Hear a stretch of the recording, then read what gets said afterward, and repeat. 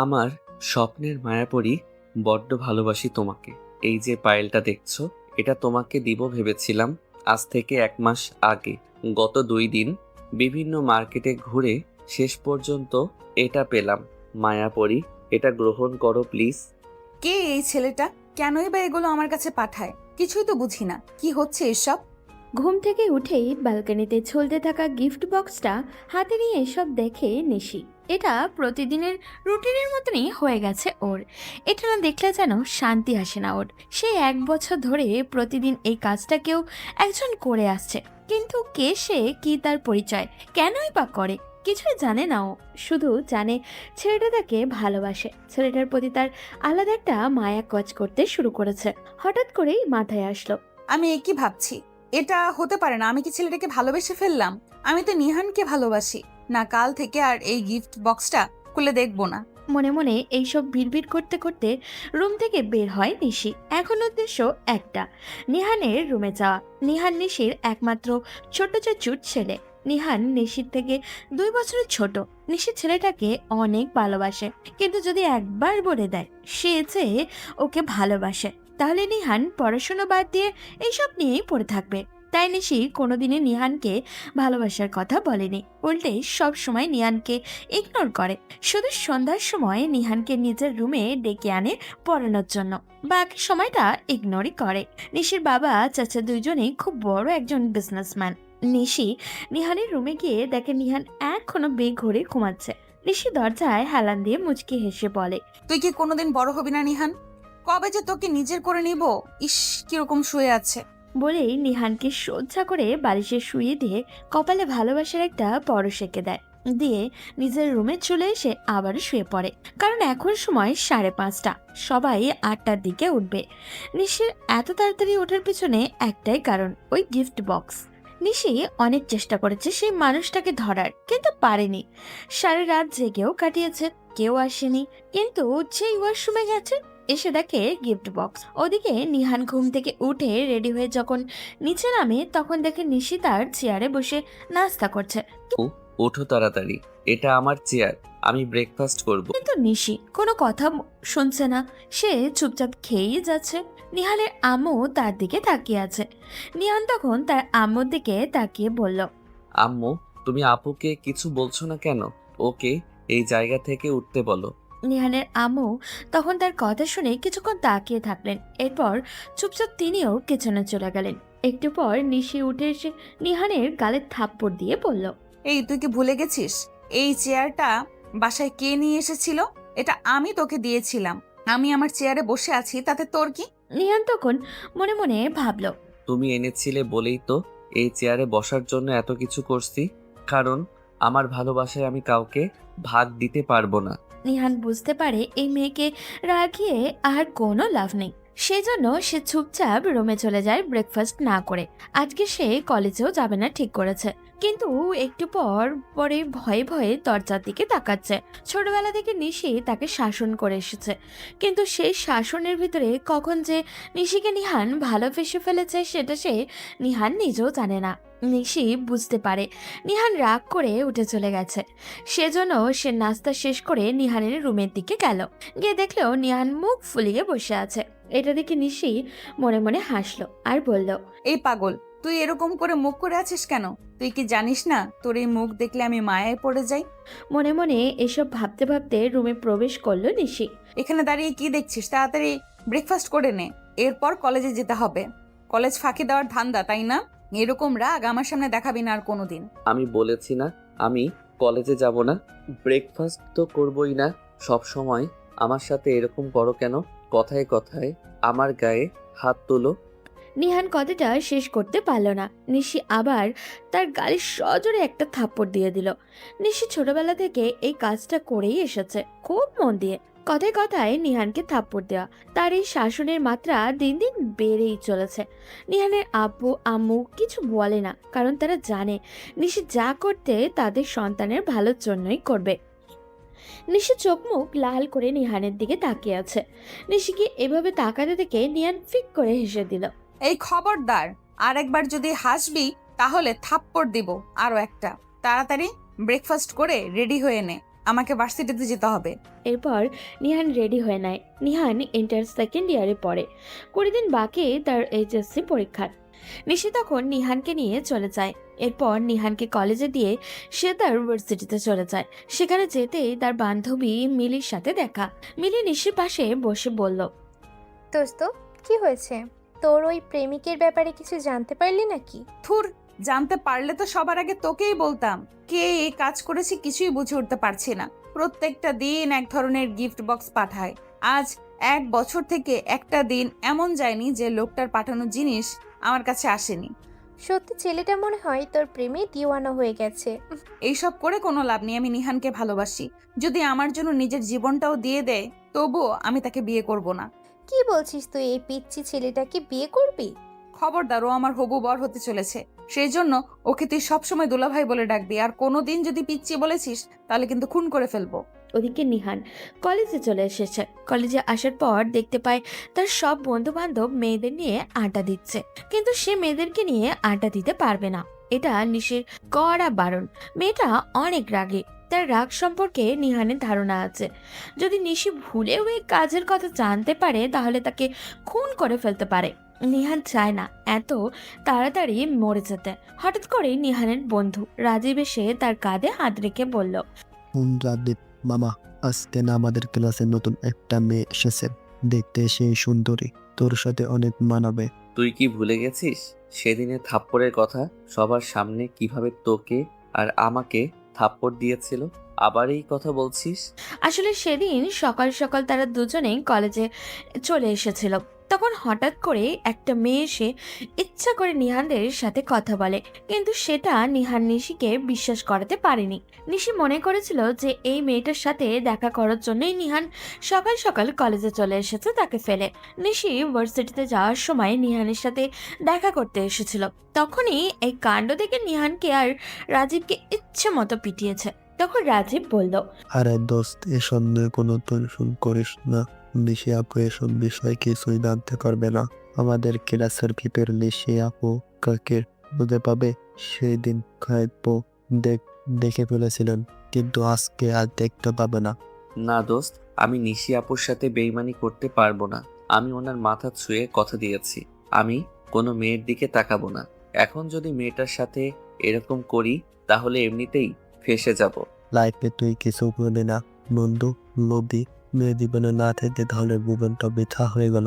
তুই আমাদের বলে মেয়ে কিরাস, তবু দেখে কত মেয়ে কিরাস খায়, কিন্তু তুই জীবনে একটা প্রেম করতে পারলি না। বলে রাজীব নিহানের পিঠে থাপ্পড় দিয়ে চলে গেল। এদিকে নিহান ক্লাস না করে কলেজের পুকুর পাড়ে বসে এক দৃষ্টিতে পুকুরের পানির দিকে তাকিয়ে থাকলো। নিহানের কল্পনার মধ্যে নিশির হাস্যোজ্জ্বল একটা ছবি পুকুরের জলের উপরে ভেসে উঠল। সেটা দেখে নিহান মুচকি হেসে বলল, যদিও তোমার রাগের কাছে হার মানতে হবে আমাকে, যদিও সমাজের এই ছোট বড় সিনিয়র জুনিয়র আর পারিবারিক ঝামেলায় হারাতে হবে তোমাকে, তবুও আমি যে শুধু মুগ্ধ হয়েছি দুর্বোধ্য তোমার নামে। ফিরিয়ে তুমি দেবে কি আমায় কখনো? যদি তোমাকে চাই যাবে কি অদূরে চলে তুমি?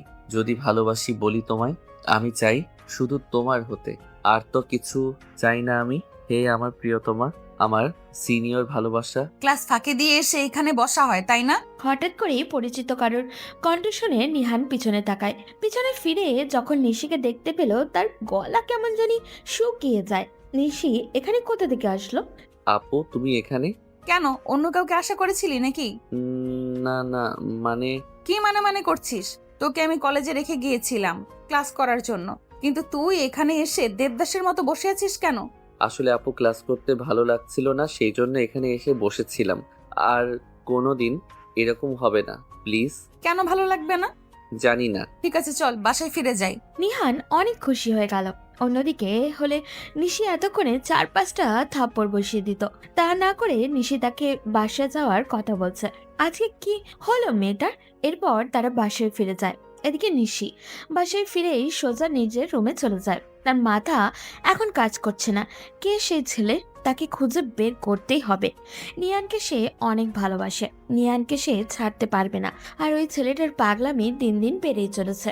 হঠাৎ করে তার ফোনে একটা মেসেজ আসলো আননোন নাম্বার থেকে। মেসেজটা পড়তেই নিশির মাথা খারাপ হয়ে গেল, কারণ মেসেজে ওই ছেলেটাই করেছে।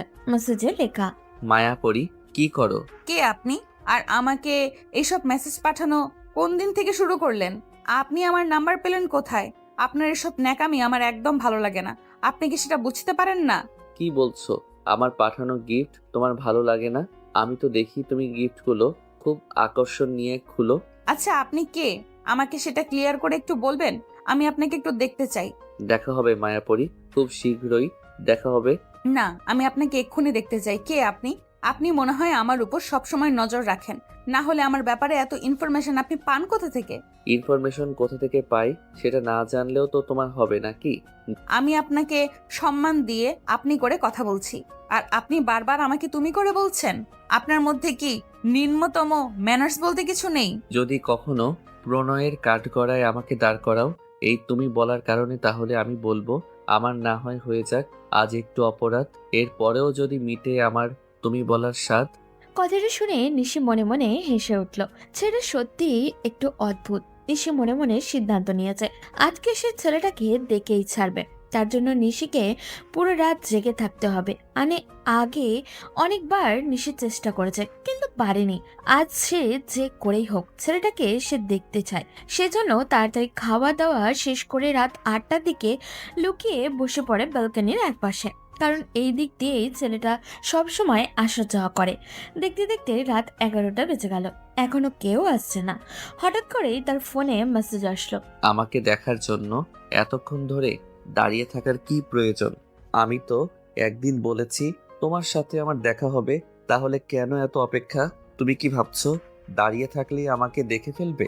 নিসি মেসেজের থেকে কোনো রিপ্লাই দেয় না, সেখানেই বসে থাকে।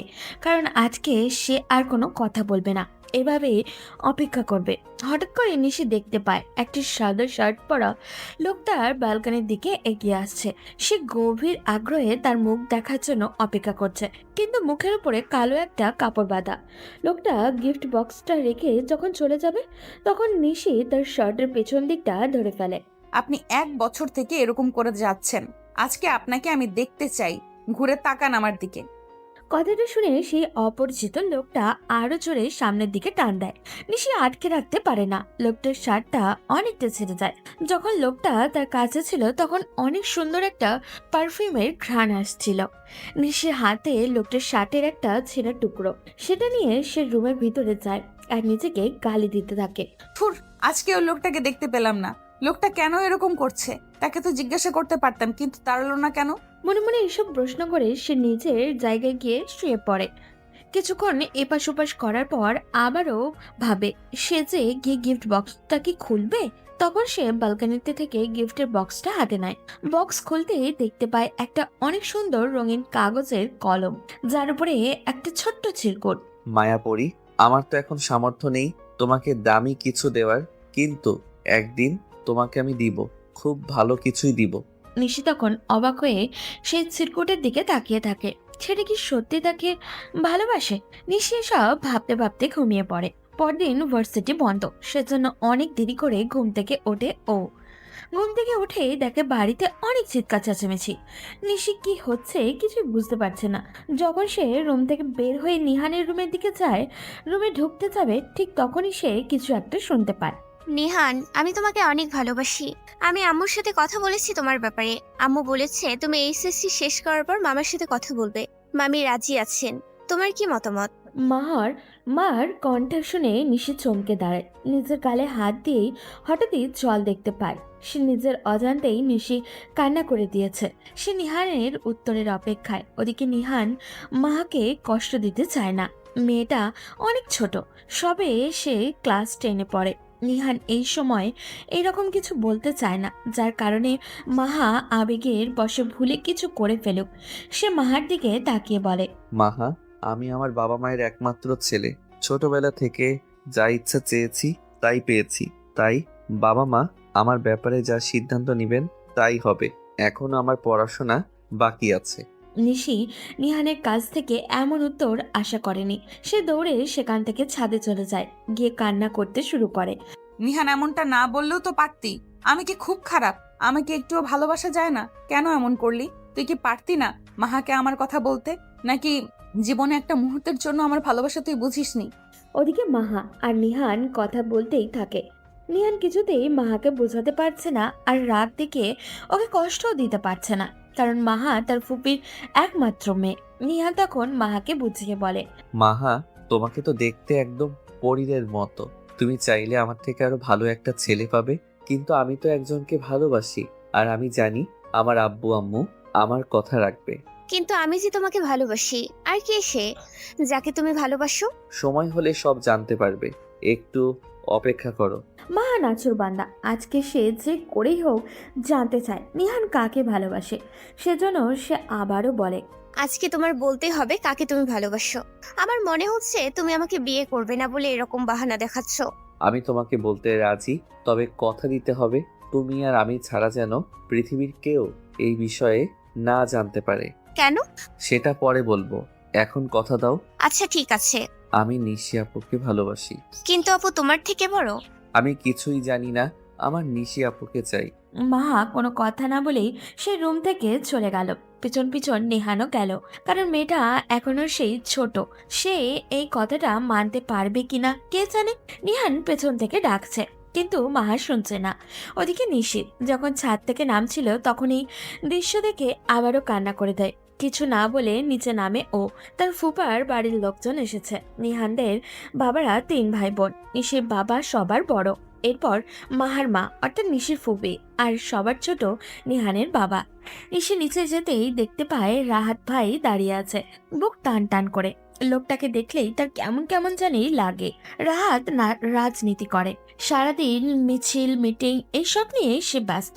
রাহাত আগে নিশিদের ভার্সিটিতেই পড়তো, এখন পড়াশোনা সব বাদ দিয়ে দিয়েছে। নিশি নিচে যেতেই তার ফুপি দৌড়ে এসে জড়িয়ে ধরে বলে, আমার বাবুনিটা কেমন আছে? অনেক ভালো আছি ফুপি, তুমি কেমন আছো? আমি এতদিন ভালো ছিলাম না, এখন রাজা আর তোকে দেখেছি, এখন ভালো হয়ে গেছি।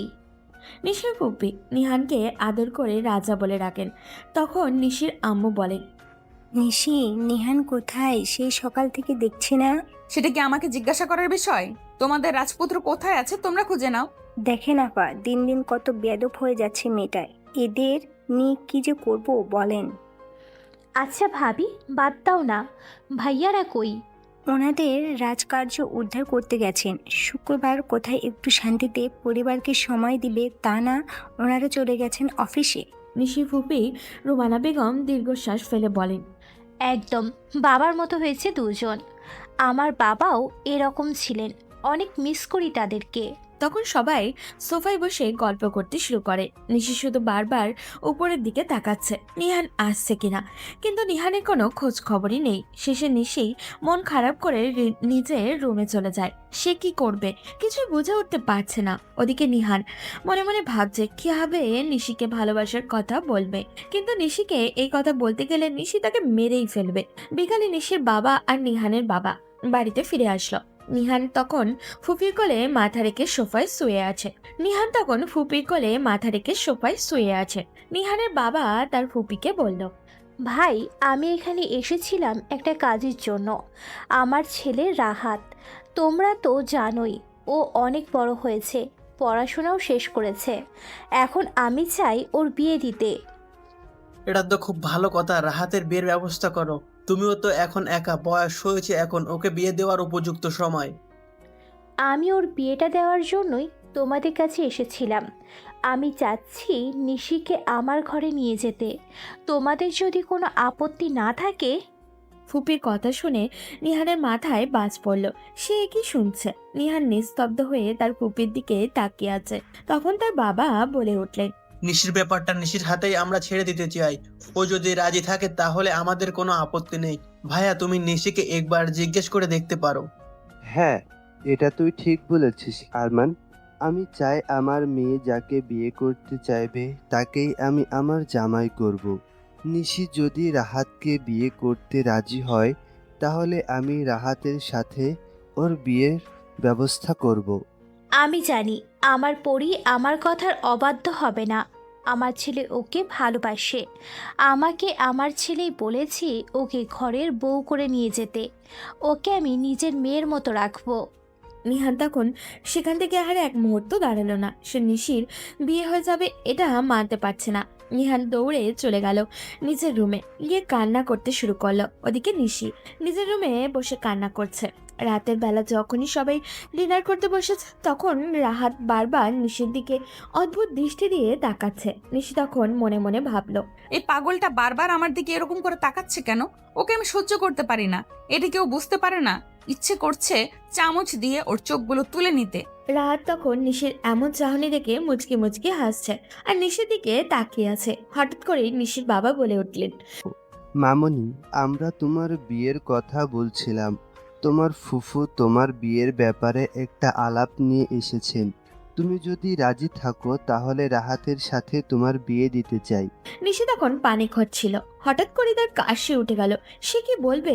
সে যে নিহানের দিকে একবার তাকালো। নিহান হাসি মুখে তার দিকে তাকিয়ে আছে। নিহান মনে মনে মরে যাচ্ছে, কিন্তু সবার সামনে হাসি মুখে বসে আছে। কারণ সে জানে তার বাবা মা তার সাথে নিশির বিয়ে দেবে না, কারণ সিনিয়র জুনিয়র সমস্যা রয়েছে তাদের মধ্যে। এছাড়াও সমাজের মানুষ তাদের এই সম্পর্ক মেনে নিবে না।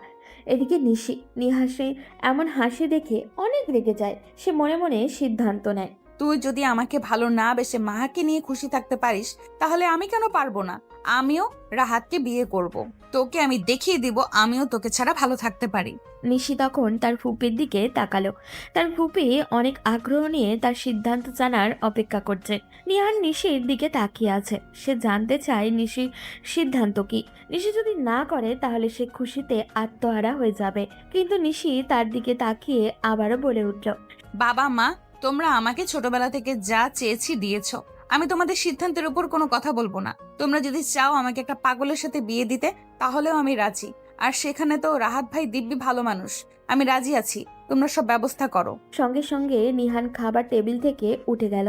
এখানে বসে থাকলে হয়তো নিজেকে কন্ট্রোল করতে না পেরে সবার সামনে কান্নাই করে দিবে। তখন নিহানের বাবা বলে উঠলেন, কি ব্যাপার, তুই খাওয়া দাওয়া ছেড়ে চলে যাচ্ছিস? কি সমস্যা তোর? না বাবা, আমার আর খিদে নেই। আমি এখন রুমে যেতে চাই। আমার কিছুই ভালো লাগছে না। বলেই নিহান নিজের রুমে চলে যায়। নিশি তখন নিহানের যাওয়ার দিকে তাকিয়ে আছে। ওদিকে নিহান নিজের রুমে গিয়ে একের পর এক জিনিস ভাঙতে শুরু করে। সারা রাত দরজা বন্ধ করে কান্না করছে।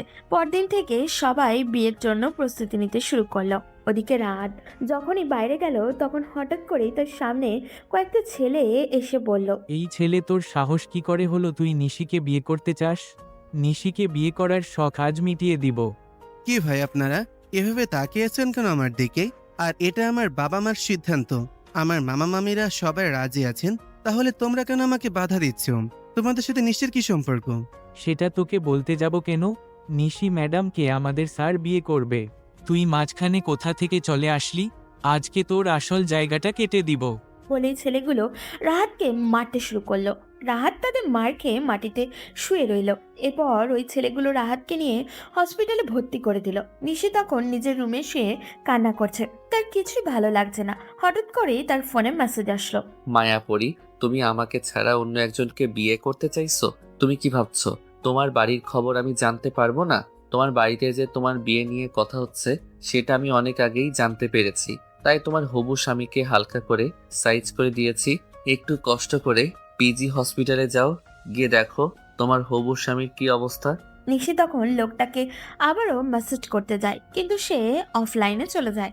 একটা অজানা ফেসবুক আইডি থেকে বারবার তাকে মেসেজ করা হচ্ছে, আবার একটা অচেনা নাম্বার থেকেও মেসেজ করা হচ্ছে। দুইটাই ওই লোক করেছে সেটা নিশি বুঝতে পারছে, কিন্তু কিছুই করার নেই। সে তখন দৌড়ে চলে যায় সেই হসপিটালে। সাথে তার বাবা মা সবাইকে নিয়ে যায়। গিয়ে দেখতে পায় রাহাতের হাতে পায়ে ব্যান্ডেজ করা অবস্থায় পড়ে আছে। রাহাত তখন তার মায়ের দিকে তাকিয়ে বলে, মা, আমাকে কয়েকটা অচেনা ছেলে এসে মেরে দিয়ে গেছে। আমি নিশিকে কেন বিয়ে করতে চাই সেটা জানতে চাই তারা। তাদের বস নাকি নিশিকে বিয়ে করবে। নিশি তখন মনে মনে বুঝতে পারে কে এই কাজ করেছে, কিন্তু কিছুতেই বলবে না, কারণ তার বাবা মা তাকে সন্দেহ করতে পারে। সে চুপচাপ দাঁড়িয়ে আছে। আর তখন তার বাবা বলল, কি বলছো রাহাত? নিশিকে বিয়ে করার জন্য তোমার উপর কেউ হামলা চালিয়েছে? না না, এটা হতে পারে না। আমার মনে হয় তোমার কোনো রাজনৈতিক শত্রু এই কাজ করেছে। নিশির সাথে তো কারো সম্পর্ক নেই। বাবা, তোমরা আমাকে ছোটবেলা থেকেই দেখছো, আমি কারোর সাথে কোনো প্রেমের সম্পর্কে জড়াইনি। আমার মনে হয় ওনার কোনো রাজনৈতিক শত্রু ওনাকে মেরে চলে গেছে। আমারও সেটাই মনে হয়। তোকে বারবার বলেছিলাম রাজনীতি না করতে, কিন্তু আমার কথা শুনিস না। এখন দেখ কিভাবে তোকে মেরে দিয়ে গেল। এক সপ্তাহ পর রাহাতকে নিয়ে যাওয়া হয় বাসায়। এই এক সপ্তাহের ভিতরে নিহান আর নিশির কোনো কথা হয়নি। আজকে সন্ধ্যায় নিশি নিহানের রুমে যায়, গিয়ে দেখতে পায় নিহান বিছানায় গুটিসুটি হয়ে শুয়ে আছে। এই এক সপ্তাহের ভিতরে একদিনের জন্যও তার গিফট আসা বন্ধ হয়নি। নিহানের এমন অবস্থা দেখে নিশির অনেক কষ্ট হচ্ছে, কিন্তু এখন নিহানকে বুঝতে হবে ওর পরীক্ষার মাত্র 10 দিন বাকি। এখানে শুয়ে আছিস কেন? তাড়াতাড়ি উঠে আয়, পড়তে বসবি না? না আপু, তুমি আমার রুম থেকে চলে যাও, আমি একা একাই পড়তে পারবো। আমার এসব ভালো লাগছে না, আমাকে নিয়ে তোমার কোনো টেনশন করতে হবে না। এই ছেলে, আমার মুখের উপরে কথা বলছিস? তোর সাহস কি করে হলো? তাড়াতাড়ি উঠে আয় বলছি, না হলে কিন্তু থাপ্পড় দিয়ে দাঁতগুলো সব ফেলে দিব। নিহান তখন কোনো কথা না বলে নিশির সাথে হাঁটতে শুরু করে। এরপর নিশির রুমে গিয়ে পড়তে বসে। আগে নিহান পড়তে বসলে নিশিকে এটা ওটা জিজ্ঞেস করে পড়া ফাঁকি দেওয়ার চেষ্টা করত, কিন্তু আর চুপচাপ পড়ছে।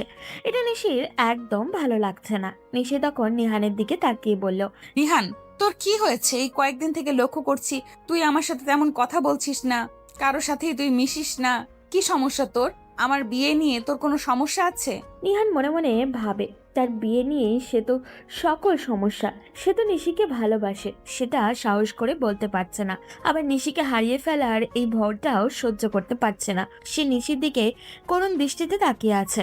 নিশি নিহানের এমন তাকানো দেখে মনে মনে কিছুটা আন্দাজ পায়, কারণ হয়তো নিহান তাকে ভালোবাসে। কিন্তু নিহান হাসি মুখে বলে, না আপু, তুমি বিয়ে করতে চাইছো, এতে আমার সমস্যা হবে কেন? আমার এমনিতেই মন ভালো নেই, সেজন্য কারোর সাথে তেমন কথা বলছি না। তোমার বিয়ে নিয়ে আমার সমস্যা হবে কেন? দুজন দুই দিকে মনে কারোর সাথে কারোর মিল নেই। কেউ কারোর সামনে নিজের দুর্বলতা প্রকাশ করতে চাইছে না। নিশি নিহানের উত্তর শুনে চুপচাপ নিহানকে ধমক দিয়ে পড়তে বলে। এরপর ব্যালকনিতে গিয়ে দাঁড়িয়ে থাকে। তখন সে মনে মনে ভাবে, একবার যদি ওই অপরিচিত লোকটা দেখতে পেত তাহলে নিহানকে না পেলেও ওই অপরিচিত ব্যক্তিকে বিয়ে করে ফেলতো। এরপর ওই রাহাতের মতো পাগলকে সে কোনোদিনও বিয়ে করবে না। নিশি আবারও দৌড়ে ঘরে ফিরে নিহানকে বলে, নিহান, জানিস আমি রাহাতকে বিয়ে করতে চাই না, কিন্তু বাবা মার জন্য রাজি হয়ে গেছি। নিহান নিশির কথা শুনে অবাক দৃষ্টিতে নিশির দিকে তাকিয়ে আছে। কি বলবে সে? এখন তো আর তার পক্ষে নিশিকে ভালোবাসার কথা বলা সম্ভব নয়, কারণ নিশি যে তাকে ছোট ভাইয়ের মতনই দেখে। সে যদি ভালোবাসার কথা বলে তাহলে নিশি রাগ করতে পারে। নিহান মাথা নিচু করে নিশিকে বলে, এখন এই কথা আমাকে বলে কোনো লাভ হবে না। তুমি আব্বু আম্মু, বড় আম্মু সবাইকে বলে দিয়েছো তুমি রাহাত ভাইয়াকে বিয়ে করতে চাও, তাহলে এখন এসব বলে আমাকে কেন চিন্তায় ফেলছো? নিশি ভেবেছিল যে নিহানকে একটা কথা বলতে হয়তো নিহান তাকে নিজের দুর্বলতার কথাটা প্রকাশ করবে, কিন্তু নিহান যে তার সাথে এইরকম ব্যবহার করবে এটা সে ভাবতেও পারেনি। নিশি তখন নিহানের কোনো কথা না বলে বাইরে চলে যায়। দেখতে দেখতে নিহানের পরীক্ষাটাও শেষ হয়ে যায়। এই পরীক্ষার সময় নিশি নিহানের অনেক খেয়াল রেখেছে, কিন্তু আগের মতো কথা বলতে পারেনি। নিহান আগের মতো ফ্রি হতে পারেনি নিশির সাথে। মাঝে মাঝে নিশির ব্যবহারে নিহানের মতো মনে হতো নিশি তাকে ভালোবাসে, কিন্তু সেটা প্রকাশ করছে না। কিন্তু মাঝে মাঝে আবার এইরকম ব্যবহার করতো যে নিহানকে সে কোনোদিনও ভালোবাসতে পারবে না।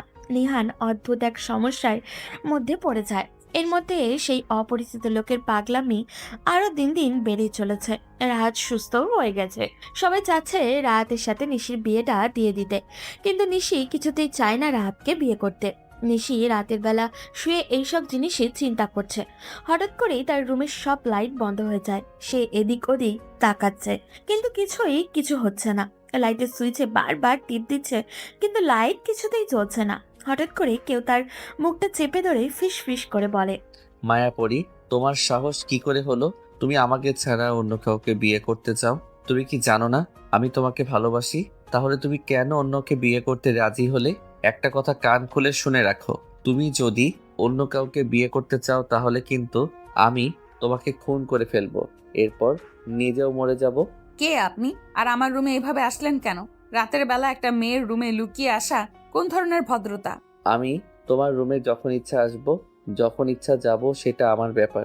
কিন্তু তুমি কেন অন্য ছেলেকে বিয়ে করতে চাও সেটা আমাকে ক্লিয়ার করে বলো। কেন বিয়ে করব না? এটা আমার পার্সোনাল লাইফ। আপনি এখান থেকে চলে যান, না হলে হঠাৎ করে কেউ চলে আসবে, এরপর আমার সম্মান নষ্ট হবে। তুমি তোমার সম্মান নষ্ট হওয়ার কথাটা ভাবছো, আর আমার যে এদিকে জীবন নষ্ট হয়ে যাচ্ছে। আজ 1 বছর থেকে এত চেষ্টা করছি, তবুও কি তুমি আমার প্রতি একটুও দুর্বল হওনি? আমি আপনার প্রতি কেন দুর্বল হব? আপনি কি আমাকে গিফট পাঠিয়ে দুর্বল করে দেবেন ভাবছেন? আমি আপনার প্রতি একটুও দুর্বল হইনি। যেদিন আপনার মুখ দেখতে পারবো সেদিন বুঝবো আপনার প্রতি আমার কোনো ফিলিংস আছে কি নাই। তুমি কি সত্যি আমাকে দেখতে চাও? হ্যাঁ, দেখতে চাই। তাহলে খুব শীঘ্রই দেখতে পাবে। 5 দিন পর তোমার বার্থডে, তাই না? তাহলে সেদিনই আমি তোমার সামনে চলে আসব। জানি না তোমার কি রকম অনুভূতি হবে সেদিন। তোমার মনে আছে তোমার চাচাতো ভাইকে নিয়ে তুমি গিয়েছিলে একটা পার্কে? সেদিন তোমাকে আমি দেখেছিলাম। সেদিনই তোমার রূপের প্রেমে আমি পড়ে গেছি। তোমাকে আমি কিছু গিফট পাঠিয়ে দিয়েছি। কাল সকালে সেগুলো তোমার টেবিলে পেয়ে যাবে। তুমি তোমার বার্থডের দিন এগুলো পরে চলে আসবে আমার সাথে দেখা করতে। তবে তুমি একা আসবে। নিশি তখন ছেলেটার কণ্ঠ কিছুটা চিনতে পারলেও পুরোপুরি চিনতে পারছিল না। তার শরীর থেকে সেই পারফিউমের ঘ্রাণটা এখনো আসছে। ছেলেটা কিছুক্ষণের জন্য উধাও হয়ে আবারও ফিরে আসে। এসেই নিশির ঠোঁটজোড়া চেপে ধরে। নিশি কোনো কথা বলতে পারে না। একটু পর ছেলেটা তাকে ছেড়ে দিয়ে আবারও সেই ব্যালকনি দিয়ে চলে যায়। সে চলে যেতেই রুমের মধ্যে লাইট চলে আসে। নিশি তখন মনে মনে অনেক রাগ নিয়ে চিল্লিয়ে বলে, বজ্জাত, ইঁদুর মারার বিষ খাইয়ে তোকে মেরে ফেলবো। আমার ঠোঁটের সাথে ঠোঁট মেলানোর সাহস তোর কি করে হলো? এইসব ভাবতে ভাবতে নিশি টেবিলের দিকে তাকায়। দেখতে পায় কয়েকটা ব্যাগ সেখানে। ওদিকে পরের দিন সকালে যখন ব্রেকফাস্ট করতে যায় তখন দেখে নিহান চুপচাপ বসে আছে, কোনো কথা বলছে না। চোখগুলো অনেক লাল হয়ে আছে। নিহান কালকে সারা রাত শাওয়ারের নিচে দাঁড়িয়েছিল। তার কিছুই ভালো লাগছে না। নিশির বিয়ে হয়ে যাবে সেটা সে সহ্য করতে পারছে না।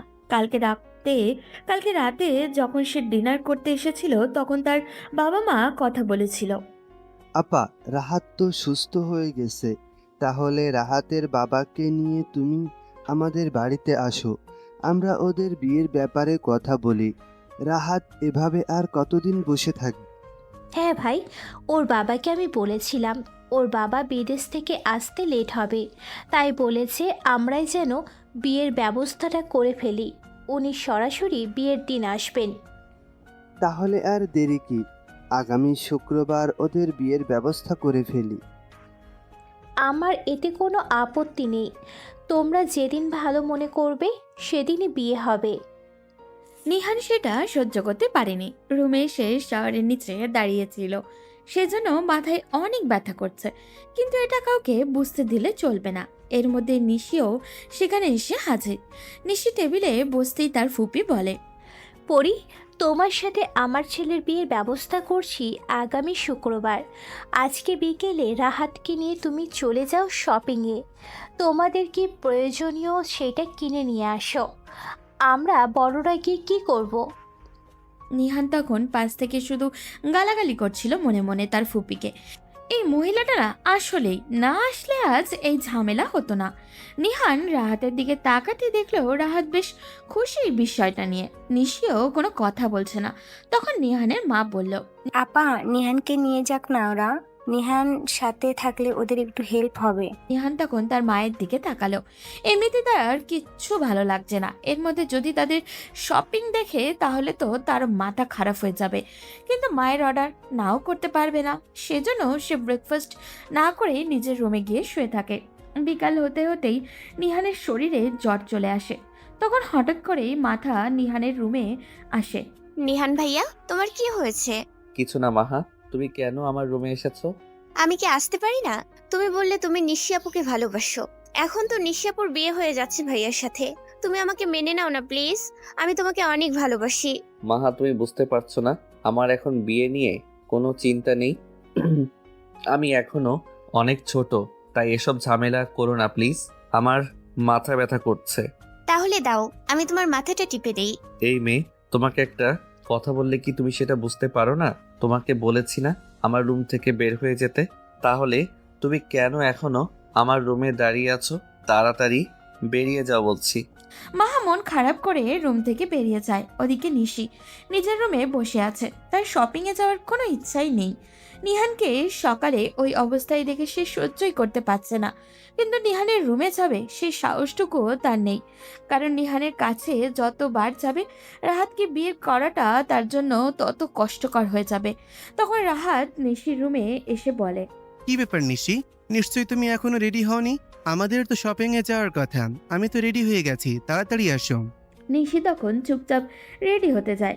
সে চায় না রাহাতের সাথে বেশি কথা বলতে, কারণ ছেলেটাকে দেখলেই তার কেমন জানি রাগ হয় প্রচণ্ড। এখন তো তাকে সারা জীবন এই ছেলেটার সাথেই কাটাতে হবে। এটা ভাবতেই নিশির শরীরটা মোচড় দিয়ে উঠছে। নিশি কোনো মতে রেডি হয়ে রাহাতের সাথে শপিংয়ে চলে যায়। সেখানে গিয়ে রাহাত তাকে বারবার এটা ওটা দেখাচ্ছে, কিন্তু তার কোনো কিছুই ভালো লাগছে না। ওদিকে নিহান নিজের রুমে বসে চিন্তা করতে থাকে কি করবে সে। নিশি শপিং শেষ করে যখন বাসায় ফিরে তখন জানতে পারে নিহান নাকি অনেক অসুস্থ। তখন সে দৌড়ে নিহানের রুমে যায়, গিয়ে দেখে নিহান জ্বরে কথাও বলতে পারছে না। নিশি তখন নিহানের মাথায় হাত দিয়ে দেখে অনেক জ্বর। নিশি কান্না করে নিহানকে জিজ্ঞাসা করে, এই নিহান, তোর জ্বর কিভাবে আসলো? তোর জ্বর এসেছে কেউ আমাকে একটাবার বললেও না। এভাবে একা একা রুমে শুয়ে আছিস কেন? নিহান কোনো কথা বলছে না, চুপচাপ শুয়ে আছে। নিশির মা ডাক্তারের কাছে কল দেন। একটু পর ডাক্তারে চলে আসেন। ডাক্তার এসে নিহানকে দেখে যায়। নিহান চুপচাপ শুয়ে আছে, তার পাশে নিশি। একটু পর মাহা সেখান থেকে আসে।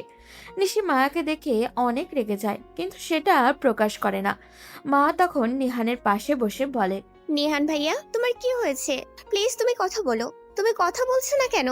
প্লিজ ভাইয়া কথা বলো। নিশি তখন মাহার দিকে তাকিয়ে বলে, মাহা, নিহানের এখন রেস্টের প্রয়োজন। তুমি তোমার রুমে যাও, গিয়ে শুয়ে পড়ো। নিহানের পাশে আমি আছি। আপু আমি থাকি না, সমস্যা কি? মাহা, আমি তোমাকে কি বললাম? তুমি তোমার রুমে যাও, এখন আমি নিহানের পাশে আছি, যাও এখান থেকে। মাহা রাগ করে সেখান থেকে চলে গেল। ওদিকে নিহানের প্রচন্ড মাথা ব্যথা করছে, সে চোখ মেলে তাকাতেও পারছে না। নিহান তখন আস্তে আস্তে বলে, আপু, আমার না খুব ঠান্ডা লাগছে। নিহান কাঁপতে শুরু করে। নিশি কি করবে কিছুই বুঝে উঠতে না পেরে নিহানকে শক্ত করে জড়িয়ে ধরে শুয়ে থাকে। পুরো রাত থেমে থেমে জ্বর উঠেছে নিহানের। নিশি একটা বারের জন্যও ঘুমাতে পারেনি। নিহান সকালে ঘুম থেকে উঠে মাথাটা একটু হালকা অনুভব করে। পাশে তাকিয়ে দেখে নিশি শুয়ে আছে। নিহান তখন অবাক দৃষ্টিতে নিশির দিকে তাকিয়ে মনে মনে ভাবে, আপু, কখন আসলা এই রুমে? নিহানের নড়াচড়ার শব্দে নিশিরও ঘুম ভেঙে যায়। সে নিহানের দিকে তাকিয়ে জিজ্ঞাসা করে, তোর জ্বর কমেছে? হ্যাঁ আপু, এখন আমি সুস্থ আছি। ঠিক আছে, তাহলে শুয়ে রেস্ট নে। আমি যাই, তোর জন্য নাস্তার ব্যবস্থা করছি। নাস্তা করে ওষুধ খেতে হবে। নিহান তখন কোনো কথা বলে না। নিশি রুম থেকে বেরিয়ে যায়, গিয়ে কিছু খাবার নিয়ে আসে। নিহানকে কিছু বলতে না দিয়ে নিশি তাকে মুখে তুলে খাওয়াতে থাকে। নিহান মনে মনে ভাবছে, এই মুহূর্তটা যদি এখানেই থেমে থাকতো, আর যদি এই সময়টা সামনে এগিয়ে না যেত, এভাবেই যদি সারা জীবন কাটিয়ে দেওয়া যেত। কিন্তু সেটা কি সম্ভব নয়? এটা ভাবতেই নিহানের চোখ বেয়ে জল গড়িয়ে পড়ে। নিহানের কান্না দেখে নিশি উতলা হয়ে জিজ্ঞাসা করে, নিহান, কি হয়েছে? কান্না করছিস কেন? আমাকে বল, কি সমস্যা তোর? না আপু, কিছু হয়নি, এমনি চোখ দিয়ে জল গড়িয়ে পড়ছে। নিশি তখন রুমের মধ্যে নিহানের টাওয়ালের জন্য খুঁজতে থাকে। নিহান টাওয়ালটা একটা বক্সের উপরে রেখেছে। নিশি তখন বক্সটার কাছে যায়, কিন্তু এই ঘ্রাণটা কোথা থেকে আসছে সে বুঝতে পারছে না। নিশির কেন জানি না মনে হচ্ছিল সেই পারফিউমের ঘ্রাণ, যেটা সে আগেও অনুভব করেছে। কিন্তু নিশি কিছু বুঝে ওঠার আগেই নিহান বলে, আপু, তুমি কি করছো? না, তোর জন্য টাওয়াল খুঁজছিলাম। আমি ওই টাওয়েলটা ব্যবহার করি না।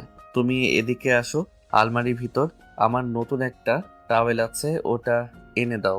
তখন নিশি আর সেখানে দাঁড়ালো না। সে টাওয়ালটা নিয়ে নিহানের মুখটা মুছে দিল, কিন্তু তার মনের মধ্যে একটা খটকা লেগেই গেল, এই ঘ্রাণটা কোথা থেকে আসছে। এরপর তারা দুজনে একসাথে নিচে যায়। বিয়ের সব ব্যবস্থা হয়ে গেছে, আর মাত্র 6 দিন বাকি বিয়ের। এর মধ্যে আবারও নিশির বার্থডে। নিশির বার্থডেতে নিহান প্রতি বছর কিছু না কিছু দেয়। এবার কি দিবে নিশি, সেটাই সে চিন্তা করছে। নিশি যখন নিহানের রুমের পাশ দিয়ে যাচ্ছিল তখন দেখতে পায় নিহান একটা ছোট্ট ব্যাংক থেকে চামচ ব্যবহার করে টাকা বের করছে। দেখে মনে হচ্ছে বেশি টাকা হবে না, তার কারণ নিহানের হাতে টাকা তেমন দেওয়াই হয় না। নিহানের যা প্রয়োজন সবকিছু নিশি এনে দেয়। হাত খরচের জন্য অল্প স্বল্প কিছু মাঝে মাঝে নিশিও দেয়। নিহানের বাজারে যাওয়া বা আড্ডা দেওয়া একদম নিষেধ। অবশ্য এই ব্যাপারে নিহানের বাবা মাও খুব কড়া। ওদিকে কালকে রাতে নিহানকে দেখতে রাহাতও এসেছিল। সে নিশি আর নিহানকে এই অবস্থায় দেখে অনেক রেগে যায়। নিশি নিজের রুমে যেতেই হঠাৎ করে রাহাত তার রুমে ঢুকে জিজ্ঞাসা করে, নিশি, তোমার সাথে আমার 2 দিন পর বিয়ে হতে যাচ্ছে। তুমি কেন নিহানের রুমে এইভাবে বসেছিলে? আর নিহানকে কেন তুমি জড়িয়ে ধরেছিলে? রাহাতের কথা শুনে নিশি অনেক রেগে যায়। সে কি বলবে ভেবে পাচ্ছে না। তখন রাহাত তার দিকে রাগি চোখে তাকায়। রাহাত নিশিকে আবারও ধাক্কা দিয়ে হাত ধরে বলে, তোমার সাথে যেহেতু আমার বিয়ে হতে যাচ্ছে, তাই তুমি আর কাউকে স্পর্শ করতে পারবে না। তুমি কেন নিহানকে জড়িয়ে ধরেছিলে সেটা আমাকে বলো। নিশি তখন রেগে রাহাতকে ধাক্কা দিয়ে কিছুটা দূরে ফেলে দেয়। এরপর বলে, দেখেন, আপনার সাথে এখনো আমার বিয়ে হয়নি। বিয়ে নিয়ে কথা হচ্ছে। আপনার সাথে যেদিন বিয়ে হবে সেদিন থেকে আমি আপনার স্ত্রী। এর আগে আপনি আমার উপর কোনো অধিকার খাটাতে পারেন না। তুমি কিন্তু লিমিট ক্রস করছো নিশি। আমি তোমাকে ভালোবাসি, তোমাকে বিয়ে করতে চাই। তাই বলে যে তোমার সবকিছু মেনে নেব এটা কিন্তু না। তুমি নিহানের রুমে আর যেতে পারবে না। নিহানের আশেপাশে তোমাকে যেন আর না দেখি। 100 বার যাবো, তাতে আপনার কি সমস্যা? তখন রাহাত রাগ করে সেখান থেকে বেরিয়ে যায়। রাহাতের চোখ দিয়ে যেন আগুন গড়িয়ে পড়ছে। সে নিহানকে এখন মেরেই ফেলতে চায় এমন অবস্থা। ওদিকে রাহাত বেরিয়ে যেতেই নিশি দৌড়ে চলে যায় তার মায়ের কাছে। মাকে গিয়ে জড়িয়ে ধরে কান্না করে দেয়। তখন নিহানের মাও সেখানে উপস্থিত হন। হঠাৎ করে নিশিকে কান্না করতে দেখে নিহানের মা বলে ওঠেন, কি ব্যাপার নিশি, তুই কান্না করছিস কেন মামুনি? আমাকে বল কি হয়েছে। নিশি কোনো কথা বলছে না, কান্না করেই যাচ্ছে। সবার চিন্তা শুরু হয়েছে নিশি কেন কান্না করছে। তখন নিশির মা জিজ্ঞাসা করেন, আম্মু তোর কি হয়েছে আমাকে বল। নিশি তখন কান্না করতে করতে বলে, আম্মু, আমি রাহাত ভাইকে বিয়ে করতে পারবো না। ওনার সাথে আমি মানিয়ে নিতে পারবো না। তোমরা ফুপিকে একটু বোঝাও। নিশির কথা শুনে সবাই নিশির দিকে অবাক দৃষ্টিতে তাকিয়ে থাকে। এটা কোনোদিনও সম্ভব নয়। রাহাত আর নিশির বিয়েতে সব কথা হয়ে গেছে, এখন হঠাৎ করে নিশি এসে বলছে বিয়ে করবে না।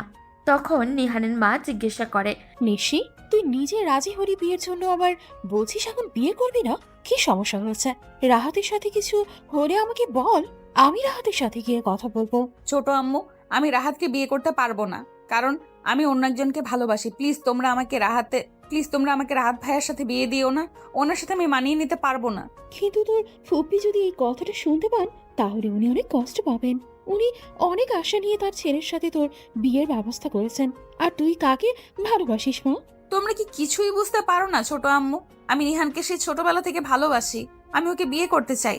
নিশির কথা শুনে তারা একে অপরের দিকে তাকিয়ে থাকে। কি বলবে তারা? নিশির আম্মু কিছুক্ষণ চুপ থাকার পর বলে ওঠেন, এই কথাটা তুই আমাদের আগে বলবি না? এখন আমরা কিভাবে এসব সমাধান করব? আমরা আর রাহাতের সাথে তোর বিয়ের ব্যবস্থা করে ফেলেছি। তোর বাবা চাচা যদি এই কথা শুনতে পারে তাহলে কতটা সমস্যা হবে বুঝতে পারছিস? তোর ব্যাপারে তোর বাবা চাচারা কত সিরিয়াস তুই সেটা জানিস? আমি কিচ্ছু জানি না আম্মু। তোমরা নিহানের সাথে আমার বিয়ের ব্যবস্থা করো। আমি নিহানকে ছাড়া বাঁচতে পারবো না। তোমরা আব্বুকে বোঝাও।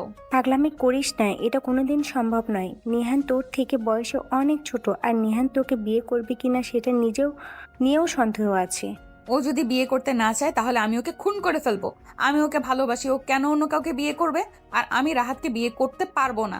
ও আজকে আমার গায়ে হাত তুলতে চেয়েছিল, আমাকে ধাক্কা দিয়েছে। বিয়ে হলে না জানি আমার সাথে কি করবে। তখন তারা কি করবে কিছুই বুঝে উঠতে পারছিল না। নিশির মা নিহানের আম্মুর দিকে তাকিয়ে বলে, আচ্ছা, যা হবার হয়ে গেছে। এখন আমরা একবার চেষ্টা করে দেখতে পারি। আগে ওর বাবার সাথে আলাদাভাবে কথা বলি, এরপর যদি রাজি হন তাহলে পরেরটা পরে দেখা যাবে। নিশি তখন সেখান থেকে চলে যায়, গিয়ে নিজের ফোনটা হাতে নেয়। কালকে ফোনটা চেক করা হয়নি, হয়তো সেই লোকটা মেসেজ করেছিল। তবে সে সবচেয়ে বেশি অবাক হয় যখন দেখে ব্যালকনিতে আজকেও একটা গিফট বক্স ঝুলছে। সে মনে মনে অনেক খুশি হয়েছিল। সকালে নিহানের রুমে সেই পারফিউমের ঘ্রাণ পেয়ে সে ভেবেছিল যে নিহান হয়তো এই কাজগুলো করেছে, কিন্তু নিহান তো কালকে তার সাথেই শুয়েছিল। তাহলে গিফট বক্সটা কে রেখেছিল? নিশ্চয়ই নিহান এটা করতে পারবে না। তাহলে কি নিহান এসব করছে না? তাহলে কি করছে এইসব? তাহলে কে করছে এইসব? তখন সে ফোনটা হাতে নেয়। ফোনটা হাতে নিতেই দেখতে পায় সেই লোকটার মেসেজ। মায়াপরি, তুমি আমাকে ছাড়া অন্য কাউকে বিয়ে করার চিন্তাও করো না। আমি ব্যতীত অন্য কাউকে বিয়ে করার কথা কল্পনা করলেও আমি তাকে শেষ করে ফেলবো। আমার কার্যকলাপে তুমি হয়তো বোঝাতে পেরেছো আমি ঠিক কি করতে পারি। নিশি তখন মেসেজটা পড়ে কান্না করতে শুরু করে। সে যে নিহানের সাথে তার বিয়ের ব্যবস্থা করার কথা বলে এসেছে। এখন যদি নিহান এই কাজটা না করে তাহলে এই লোকটা তো নিহানকেও মেরে ফেলতে পারে। তখন নিশি কান্না করতে করতে আবার দৌড়ে সেই রুমে যায়। গিয়ে দেখতে পায় তার মা আর ছোট আম্মু সেখানে এখনো বসে আছেন। সেই জন্য সে চিৎকার করে বলে, না না আম্মু, তোমরা এই বিষয় নিয়ে আব্বুদের সাথে কোনো কথা বলো না। আমি নিহানকে বিয়ে করতে পারবো না। অনেক ভেবেচিন্তে দেখেছি নিহানকে বিয়ে করাটা আমার জন্য উচিত নয়। ও আমার থেকে বয়সে অনেক ছোট। আমার বিয়ে যার সাথে হচ্ছে তার সাথেই হোক। নিশির কথা শুনে তারা আশ্চর্যের চরম পর্যায়ে পৌঁছায়। মেয়েটা একের সময় এক এক কথা বলছে। তার মনের মধ্যে কি ঘুরপাক খাচ্ছে কেউ বুঝে উঠতে পারছে না। নিশির তখন নিজের রুমে গিয়ে কান্না শুরু করে। সে এখন কি করবে? কে এই লোকটা আর কেনই এসব করছে? এদিকে যেমন রাহাত, অন্যদিকে নিহান, আর একদিকে ওই অপরিচিত লোকটা। তিনজনের মাঝখানে পড়ে তার জীবনটা একদম ধ্বংস হয়ে যাচ্ছে। তখন নিশি আগ বাড়িয়ে সেই লোকটার কাছে মেসেজ পাঠায়। আপনাকে আমি শেষ একটা সুযোগ দিতে চাই। যদি দেখা করতে চান তাহলে কালকে বিকেলে আমার সাথে পার্কে দেখা করুন। আপনি যেভাবে বলেছেন আমি সেইভাবেই সেখানে আসব। কিন্তু যদি না আসেন তাহলে আমি আত্মহত্যা করব। মেসেজটা সেন্ড হতেই দেরি হলো, কিন্তু রিপ্লাই আসতে দেরি হলো না। ওপাশ থেকে লোকটা রিপ্লাই দিল। মায়াপরি, তুমি কি পাগল হয়ে গেছো? তুমি আত্মহত্যা করবা মানে? এটা হতে পারে না। তুমি যেটা বলবে সেটাই হবে। কালকেই আমি তোমার সাথে দেখা করব। কালকে বিকালে তুমি পার্কে চলে আসবে, তবে শর্ত হলো তুমি একা আসবে। এভাবে দেখতে দেখতে রাত হয়ে গেল। সবাই সবার কাজে ব্যস্ত হয়ে পড়েছে।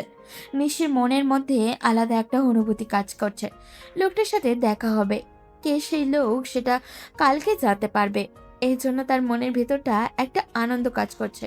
অন্যদিকে আরেকটা ভয়ও কাজ করছে ওর। লোকটা যদি তাকে দেখার পর আটকে রেখে দেয়? ওকে তো একা যেতে বলেছে। নিশি পরদিন সকাল হতেই রেডি থাকে। যে করেই হোক আজকে লোকটার সামনে তাকে পৌঁছাতেই হবে। কিন্তু সবার সামনে যদি এভাবেই সেজেগুজে বের হয় তাহলে সবাই তো তাকে সন্দেহ করবে। সেজন্য তার ফ্রেন্ড মিলিকে কল করে। কি ব্যাপার বান্ধবী, এতদিন থেকে ভার্সিটিতেও আসিসনি? আমাদের সাথে কোনো যোগাযোগও করিস না, বুঝলাম না কি হয়েছে তোর। সব কথা তোকে পরে খুলে বলবো। তুই কি এখন ফ্রি আছিস? আমি তোর বাসায় একবার আসতে চাই। এটার জন্য আবার বলে আসতে হয় নাকি? আমি বাসায় আছি, তাড়াতাড়ি চলে আয় আমার বাসায়। নিশি তখন সেই ব্যাগগুলো নিয়ে দৌড়ে চলে যায় মিলিদের বাসায়। যাওয়ার সময় তার আম্মুকে বলে যায় তার আস্তে আস্তে সন্ধ্যা হবে। নিশি মিলিদের বাসায় পৌঁছাতেই মিলি তাকে নিজের রুমে নিয়ে যায়। নিশি তখন মিলির সামনে এসে বলে, মিলি, তোকে বলেছিলাম না সেই অপরিচিত লোকটার কথা? আজকে সেই অপরিচিত লোকটা আমার সাথে দেখা করবে, সেই জন্য তার কাছে যাব। কি বলছিস দোস্ত? আমাকেও নিয়ে জানা প্লিজ। আমার অনেক ইচ্ছে সেই লোকটাকে দেখার। কে সেই প্রেমিক? আমি একটাবার দেখতে চাই তাকে। কিন্তু তোকে নিয়ে যাওয়া সম্ভব নয়, কারণ লোকটা বলেছে একা দেখা করতে চায়। আমাকে একাই যেতে হবে। এই গিফটগুলো পাঠিয়েছে, এগুলো পরে যাওয়ার কথা বলল। মিলি তখন মন খারাপ করে নিশিকে সাজতে শুরু করে। নিশির সাজ শেষে সে আয়নার সামনে গিয়ে নিজেকেই চিনতে পারছে না। তখন মিলি বলে, দোস্ত, তোকে আজ যে সুন্দর লাগছে না, লোকটা যদি তোকে ধরে বিয়ে করে ফেলে তাহলে কি হবে? নিশি তখন মুচকি হেসে মিলিকে একটা ধাক্কা দিয়ে সেখান থেকে চলে আসে, কারণ বিকাল হতে চলল। নিশি পার্কে গিয়ে অপেক্ষা করতে শুরু করে, কিন্তু সে লোকটা এখনো আসছে না। তখন নিশি লোকটাকে মেসেজ করে, আপনি কোথায়? আমি তো চলে এসেছি। আমি অনেক আগেই চলে এসেছি, তবে এতক্ষণ শুধু আমার মায়াপরীকে দেখছিলাম। আজকে তোমাকে ভয়ঙ্কর সুন্দর লাগছে। আমি বড় বটগাছটার পেছনে আছি। তখন নিশি সেই বট গাছের পেছনে যায়। গিয়ে দেখতে পায় একটা লোক উল্টো ঘুরে দাঁড়িয়ে আছে। তখন নিশি পাশে গিয়ে জিজ্ঞাসা করে, কে আপনি? আর আপনি আমাকে বারবার এরকম মেসেজ পাঠান কেন? আজকে আমি আপনার মুখটা দেখতে চাই, একটু ঘুরেন একবার।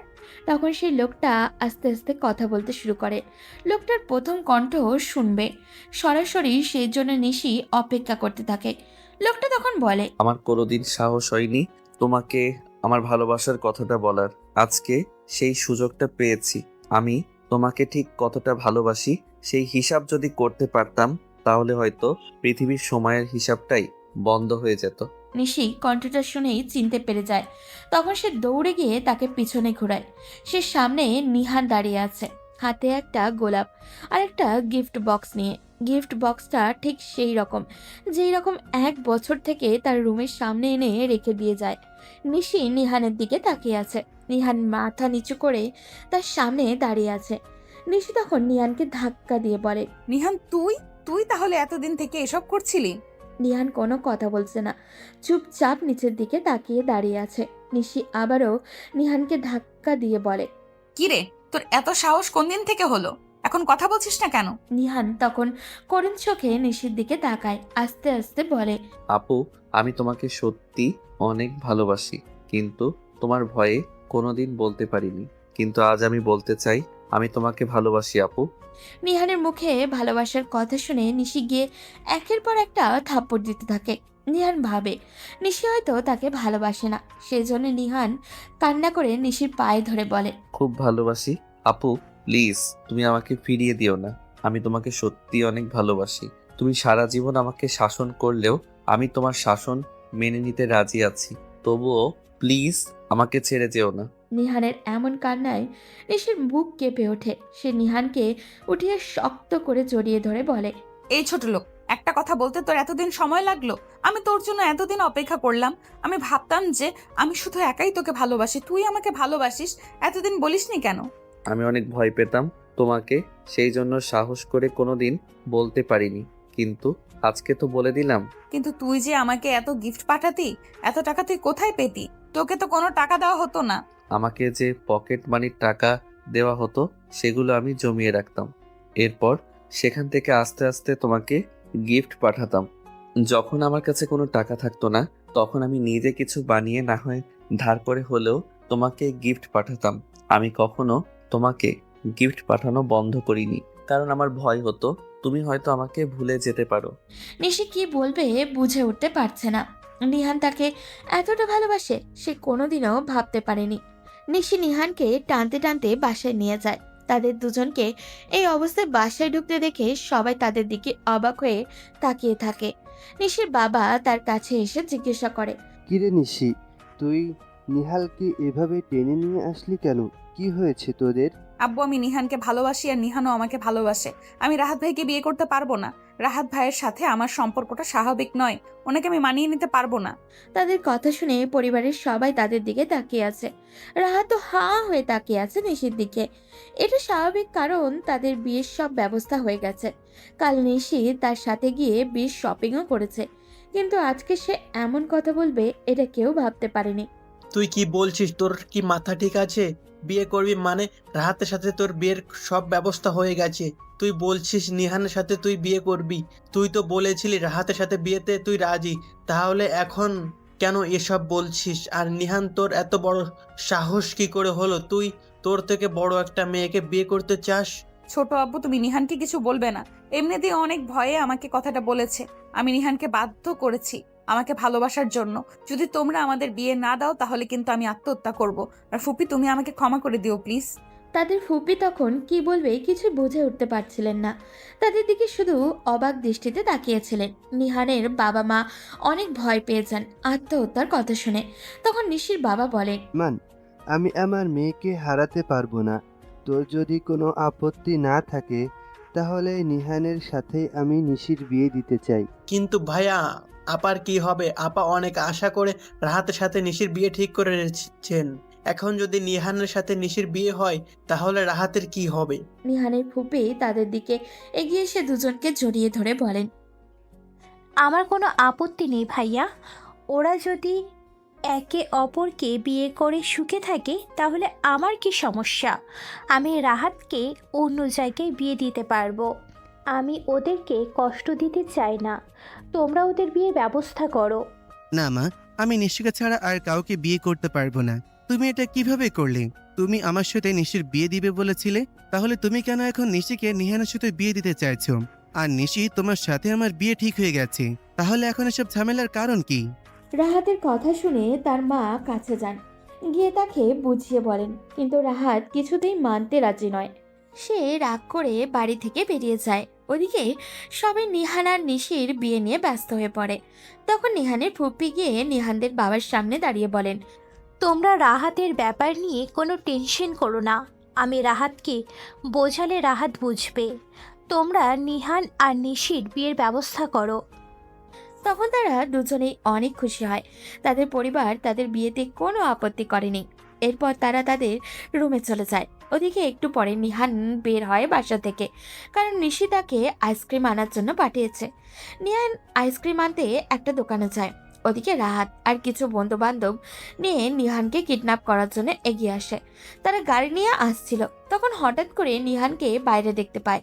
সঙ্গে সঙ্গে তারা গাড়ি থামিয়ে নিহানকে সেখান থেকে তুলে নিয়ে যায়। ওদিকে নিহানের যখন জ্ঞান ফিরে, তখন দেখতে পায় সে একটা রুমের মধ্যে বাঁধা অবস্থায় পড়ে আছে। আশেপাশে তাকিয়ে দেখে পুরো রুমটা অন্ধকার, আশেপাশে কেউই নেই। ওদিকে রাহাত তখন নিহানের বাসায় কল করে। দৌড়ে এসে নিশির বাবা কলটা ধরেন। নিহানকে যদি তোমরা বাঁচতে দাও তাহলে আমার সাথে নিশির বিয়ের ব্যবস্থা করো। তোমরা যদি নিহানকে বাঁচাতে চাও তাহলে তাড়াতাড়ি নিশিকে নিয়ে চলে আসো আমার দেওয়া ঠিকানায়। রাহাত, কি বলছো? তোমার মাথা খারাপ হয়ে গেছে? নিশিকে তুমি কেন বিয়ে করবে? নিশিকে তুমি বিয়ে করে সুখী হতে পারবে না। বড় মামা, আমি এসব কিছুই বুঝতে চাই না। তোমরা যদি ওকে বাঁচাতে চাও তাহলে চলে আসো। 1 ঘন্টা সময় দিলাম। 1 ঘন্টার ভেতরে তুমি যদি না আসো তাহলে কিন্তু নিহানকে গুলি করে মেরে দেব। তখন সবাই এসে ফোনের কাছে জড়ো হতে শুরু করে। যখন এই কথাটা নিশি শুনতে পায়, তখন সে কান্না করতে শুরু করে। সবকিছুর জন্য সে নিজেকে দায়ী ভাবতে শুরু করে। নিশি তখন কান্না করে তার ছোট আব্বুর কাছে গিয়ে বলে, ছোট আব্বু, এটা কি করে হলো? আমি নিহানকে ছাড়া বাঁচতে পারবো না, তোমরা প্লিজ ওকে আমার কাছে এনে দাও। তুই কোনো চিন্তা করিস না মামনি, আমি দেখছি কি করা যায়। এসব বিষয় নিয়ে টেনশন করার দরকার নেই। না ছোট আব্বু, তোমরা তাড়াতাড়ি আমাকে নিহানের কাছে নিয়ে চলো। আমি নিহানের কষ্ট সহ্য করতে পারবো না। তখন তারা কি করবে কিছুই বুঝে উঠতে পারছিল না। এভাবে বসে থাকলে চলবে না। নিশির বাবা পুলিশের কাছে কল দেয়। থানা কাছাকাছি ছিল, সেজন্য 10 মিনিটের মধ্যে পুলিশও চলে আসে। তখন নিশির বাবা পুলিশ অফিসারকে বলেন, অফিসার, আমার ভাতিজাকে কিডন্যাপ করা হয়েছে। কিডন্যাপার আমাদের কল করেছিল। আপনারা ওকে খুঁজে বের করুন প্লিজ। কিডন্যাপার আপনাদের কেন লোকেশন দিয়েছে? হ্যাঁ, আমাদের ঠিকানা দিয়েছে, কিন্তু আমরা ওখানে যেতে ভয় পাচ্ছি, কারণ ওখানে ওরা অনেক লোক আছে। আমরা গেলে আমাদের উপর আক্রমণ হবে। ওরা বলেছে আমাদের মেয়েকে নিয়ে যেতে, না হলে আমাদের ভাতিজাকে মেরে ফেলবে। আপনারা কি বলছেন? আমি তো কিছুই বুঝতে পারছি না। একটু ক্লিয়ার করে সব ঘটনা আমাকে খুলে বলুন তো। এরপর তারা পুলিশ অফিসারের কাছে সব ঘটনা খুলে বলেন। ওদিকে মাহা নিহানের কিছু হয়ে যাবে এটা সহ্য করতেই পারছিল না। সে দৌড়ে রাহাতের রুমে যায়, কারণ রাহাতের বন্ধু নিলয় মাহাকে অনেক ভালোবাসে। সে মাহাকে অনেকবার প্রপোজও করেছিল, কিন্তু মাহা তাকে বারবারই রিজেক্ট করেছে। এখন নিহানের বাঁচাতে হলে ওই নিলয়কেই ব্যবহার করতে হবে। মাহা তাড়াহুড়ো করে নিলয়কে কল করে। নিলয় ভাইয়া, আমাকে একটা হেল্প করবে প্লিজ? নিলয় মাহার কল পেয়ে পাগল হয়ে যায়। সে কোনোদিনও ভাবতে পারেনি যে মাহা তাকে ফোন করবে। নিলয় তখন মাহাকে বলে, মায়া, কি হয়েছে তোমার? তোমাকে কিভাবে সাহায্য করতে পারি বলো? আমি তোমার জন্য জীবনও দিতে পারি। আমি জানি তুমি ভাইয়ার সাথে আছো। ভাইয়া নিহান ভাইয়াকে কিডন্যাপ করে নিয়ে গেছে। তোমরা প্লিজ নিহান ভাইয়াকে ছেড়ে দাও। এটা সম্ভব নয় মাহা, কারণ রাহাত অনেক রেগে আছে। এখন যদি আমি এটা করতে যাই তাহলে রাহাত আমাকেও মেরে ফেলবে। আমি তোমাকে কথা দিচ্ছি, ওকে যদি তোমরা ছেড়ে দাও তাহলে তুমি যা বলবে আমি সেটাই করব। তুমি আমাকে সাহায্য করো প্লিজ। আমি ভাইয়াকে এই বিষয়ে কিচ্ছু বলবো না, আর তুমি ভাইয়াকে বুঝতে দেবে না যে তুমি আমাকে সাহায্য করছো। ওদিকে তারা দুজন একে অপরের সাথে কথা বলতে থাকে। ওদিকে পুলিশ সবাইকে নিয়ে বেরিয়ে পড়ে। রাহাত আগে থেকেই জানতো যে তারা পুলিশ নিয়ে আসবে, সেজন্য সে আগে থেকে প্রস্তুত নিয়ে রেখেছিল। রাহাত নিহানের সামনে গিয়ে বন্দুক ধরে বলে, তোর কত বড় সাহস, তুই আমার ভালোবাসা কেড়ে নিতে এসেছিস? তোকে বলেছিলাম না আমার রাস্তা থেকে সরে যেতে? তাহলে তুই কেন আমার ভালোবাসা কেড়ে নিতে চাচ্ছিস? রাহাত ভাই, আপনি এমনি ঝামেলা করবেন না। আমরা একে অপরকে ভালোবাসি। আপনি মাঝখানে এসে এই ঝামেলা শুরু করেছেন। রাহাত নিহানকে মারতে শুরু করে। রাগের বশে নিহানকে একের পর এক আঘাত করছে রাহাত। আমি জানতাম আমার মামারা পুলিশ নিয়ে আসবে। অফিসার, আপনাদেরকে বলে দিচ্ছি, যদি আমাদের কাছে বাধা দিতে আসেন তাহলে কিন্তু আমি গুলি করব। এই, তোকে শেষবারের মতো বলছি, বন্দুক নামিয়ে ফেল। যদি কিছু করিস তাহলে কিন্তু পরে আফসোস করতে হবে। রাহাত তখন বন্দুক তাক করে নিহানের কাছে চলে যায়। নিহানের মাথায় বন্দুকে এটা দেখে তার পরিবারের সবাই কান্না করতে শুরু করে। তখন রাহাত বলে, ছোট মামা, তুমি যদি তোমার ছেলেকে বাঁচাতে চাও তাহলে এখনই এই পুলিশ অফিসারকে এখান থেকে চলে যেতে বলো। যদি পুলিশ এই জায়গায় থাকে তাহলে আমি কিন্তু নিহানকে মেরে ফেলবো। তারা কি করবে বুঝে উঠতে পারছিল না। একে অপরের দিকে অসহায় দৃষ্টিতে তাকিয়েছিল। রাহাত বন্দুকটা নিয়ে নিহানের একদম কাছে চলে যায়। তখন নিশির বাবা বলে ওঠেন, অফিসার, আপনারা এখান থেকে চলে যান, না হলে আমার ভাতিজাকে মেরে ফেলবে। আপনারা কোনো চিন্তা করবেন না, আমি ছেলেটাকে ধরে ফেলবো। এরকম কত অপরাধীকে আমরা শাস্তি দিয়েছি, আপনারা নিশ্চিন্তে থাকতে পারেন। এখানে আমার ভাতিজার জীবনের ব্যাপার, তাই আমি কোনো রিস্ক নিতে চাই না। আপনারা এখান থেকে চলে যান প্লিজ। পুলিশ তখন সেখানে থেকে বের হয়ে বাইরে দাঁড়িয়ে থাকে। কিন্তু রাহাত ভাবে পুলিশ চলে গেছে। তখন সে ভেতরে থাকা তার একটা বন্ধুকে বলে, আমরা যে কাজী সাহেবকে ধরে নিয়ে এসেছিলাম তাকে তাড়াতাড়ি এখানে নিয়ে আয়। আমি আজ এখনই নিশুকে বিয়ে করতে চাই। আমার কাছ থেকে নিশুকে কেউ কেড়ে নিতে পারবে না। রাহাত বাবা, কেন এরকম করছিস বল?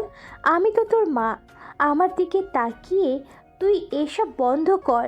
তুই নিশিকে বিয়ে করে কোনোদিনও সুখী হতে পারবি না। মাঝখান থেকে আমাদের জীবনকে নষ্ট করছিস। তুমি আমার মা হয়ে আমার সাথে বেইমানি করতে পারলে আমি কেন পারবো না? আমাকে তুমি নিশুর সাথে বিয়ে দিবে বলে এখন এরকম করছো? তখন সবাই একে অপরের দিকে তাকিয়ে এটা ওটা বলছে। নিলয় নিহানের চেয়ারের পাশে চুপচাপ দাঁড়িয়ে আছে। নিশি অনেক কান্না করছে, কিন্তু তার হাতে কিচ্ছু করার নেই। এরপর কাজীকে ডেকে নিয়ে আসা হয়। রাহাত তখন বলে, কাজী সাহেব, বিয়ে পড়ানো শুরু করেন তাড়াতাড়ি। আমি এখনই নিশুকে বিয়ে করব। তারা এইসব কথা বলতে থাকে। হঠাৎ করে নিলয় নিজের বন্দুকটা দিয়ে রাহাতের মাথার পিছন দিকে আঘাত করে। রাহাত উল্টে মাটিতে পড়ে যায়। রাহাতও পড়ে যেতেই নিলয় দ্রুত নিহানের হাতের বাঁধন খুলে দেয়। নিহান দৌড়ে গিয়ে নিশিকে জড়িয়ে ধরে। রাহাত কোনো মতে পেছন ঘুরে বলে, নিলয় দোস্ত, তুই এটা কিভাবে করতে পারলি? আমার তো মাথা ঘুরে যাচ্ছে। আমার কথাই করেছে ভাইয়া। তুমি আমার ভালোবাসাকে মেরে ফেলবে আর আমি বসে বসে দেখবো, তাই না?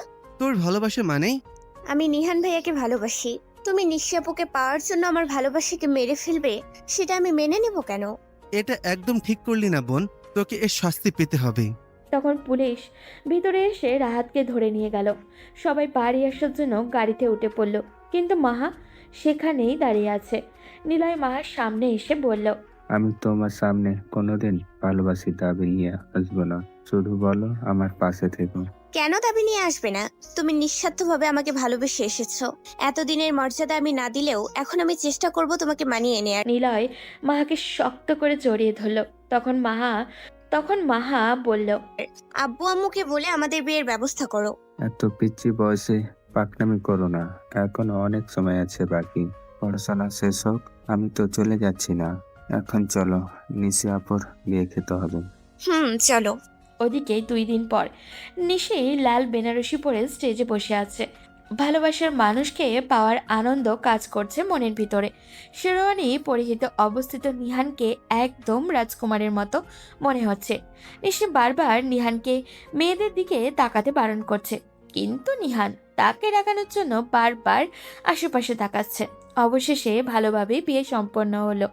বাসর ঘরে যেতে নিহানের কেমন একটা অদ্ভুত অনুভূতি হচ্ছিল, কিন্তু জীবনে তো এই দিন একবারই আসে। তাই সে সাহস করেই রুমে ঢুকলো। নিহান দেখে নিশি এসে পা ধরে সালাম করছে। নিহানের তো লজ্জায় মরে যাওয়ার অবস্থা। যে মেয়েটা 2 দিন আগেও তাকে কথায় কথায় থাপ্পড় দিত, আজ সেই মেয়েটাই তার পা ধরছে। নিহান একটু বেশি উৎসাহী হয়ে পাটা একটু সামনে বাড়িয়ে দেয়। এটা দেখে নিশি রেগে পা ছেড়ে নিহানের কলার চেপে ধরে বলে, কি ভাবছিস পিচ্ছি? তোর বউ হয়েছি বলে সব ছেড়ে দিব? এখনো রং দেখছো? রঙের ডিব্বা দেখোনি? সরি বউ, আজকের আমাদের বাসর রাত। চুপ! আগে আমার প্রশ্নের উত্তর দাও, না হলে জনগণ আমাকে পেটাবে। সেদিন যে তুমি অসুস্থ ছিলে, আমার ঘরে গিফট কে রাখছিল? আর রাহাতকে কে মারছে? আমি জানি, তুমি না। কারণ তোমার সাহস কতটুকু। ওগুলো সব আমার বন্ধু রাজীব করছে। ও জানে আমি তোমাকে ঠিক কতটা ভালোবাসি। নিহান লক্ষ্য করছে আজকে নিশি তাকে তুমি করে বলছে। এটা দেখে তার মনে লাড্ডু ফুটছে। নিহান তখন মুখ গোমরা করে বলে, আমারও একটা অভিযোগ আছে। আমার গালগুলো সব কত ফর্সা ছিল, শুধুমাত্র তোমার থাপ্পড়ের কারণে এত লাল হয়েছে। এই থাপ্পড়ের বিচার কে করবে? ওলে আমার বাবুটির বুঝি কষ্ট হতো? আসো, তোমাকে একটা দেই। ধুর, কি বলো? সবার সামনে লজ্জা করে না? তাহলে সবাইকে যেতে বলো। ও হ্যাঁ, আপনারা চলে যান।